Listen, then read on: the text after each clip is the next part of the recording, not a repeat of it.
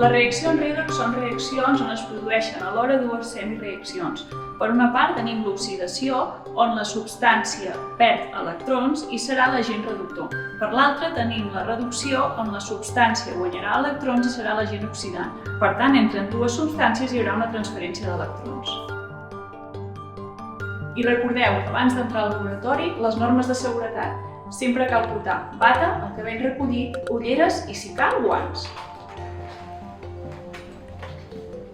Les reaccions redox són en algun cas espontànies. A continuació explicarem i construirem el cas d'un dispositiu que ens permetrà tenir energia elèctrica a partir d'una reacció química. Aquests dispositius són els que es coneixen com a generadors, cel·les galvàniques o popularment com a piles. Més concretament parlarem de la pila Daniell. Mesurarem la força electromotriu de la pila i la compararem amb el valor teòric que haurem calculat a partir dels potencials normals de reducció.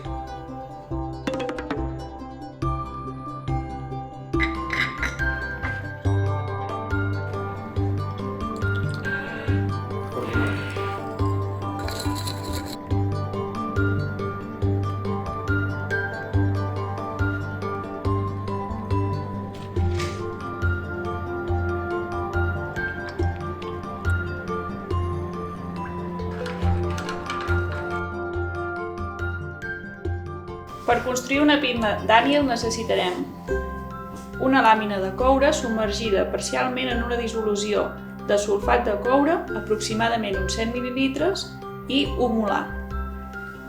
En aquest cas tenim el càtode, el pol positiu, on s'hi donarà la reducció. També necessitarem una làmina de zinc que submergirem en aproximadament 100 ml d'una dissolució de sulfat de zinc, un molar. En aquest cas tindrem l'ànode, on s'hi produeix l'oxidació del zinc, i cal recordar que a l'hora de preparar les dissolucions les sals estan hidratades. Les dues làmines que hem utilitzat seran els elèctrodes de la pila. Per tal que les dissolucions de les semipiles es mantinguin neutres, gràcies a la circulació d'ions, caldrà utilitzar un pont salí. Aquest pont salí es pot construir amb un tub de vidre en forma de U, o amb un tub de plàstic, o amb un tub de plàstic d'un bolígraf escalfat, o fins i tot amb un paper de filtre. En tots els casos ha d'estar omplert o impregnat d'una dissolució saturada d'un electròlit inert, com podria ser el clorur de potassi. Com veieu, aquí hem preparat la dissolució saturada de clorur de potassi i ara necessitarem omplir el pont salí o tub amb la dissolució per després tapar-ho amb una substància porosa com podria ser el cotó fluix. Per construir la pila necessitarem que les espècies de la reacció estiguin físicament separades, però en contacte gràcies a un pont salí i a un fil conductor que s'unirà a cada un dels elèctrodes a través d'unes pinces de cocodril. Es generarà una diferència de potencial entre els dos elèctrodes que podrem mesurar amb un voltímetre i observarem la força electromotriu de la pila, o FEM, que en aquest cas veiem que té un valor de 1,06 volts. Per demostrar que realment tenim una pila, podem connectar-hi un bronzidor.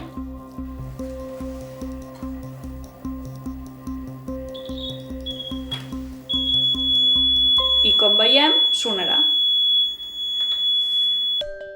La FEM normal o estàndard d'una pila es calcula restant el potencial normal de reducció del càtode menys el potencial normal de reducció de l'ànode, amb dos valors tabulats. Cal recordar que en l'ànode s'hi produeix l'oxidació i que, per tant, aquest valor l'haurem de canviar de signe. En el cas de la pila Daniell, obtenim un valor de 1,1 volts, molt proper al que hem obtingut experimentalment. I és un valor positiu, que és el que caldria esperar en el cas d'una pila, on la reacció és espontània. Per acabar, escriurem la notació de la pila, que segueix aquesta forma. Pel nostre cas, a la pila Daniell, la seva notació de la pila seria aquesta. Esperem que us hagi agradat el vídeo i que pugueu repetir aquesta tècnica experimental.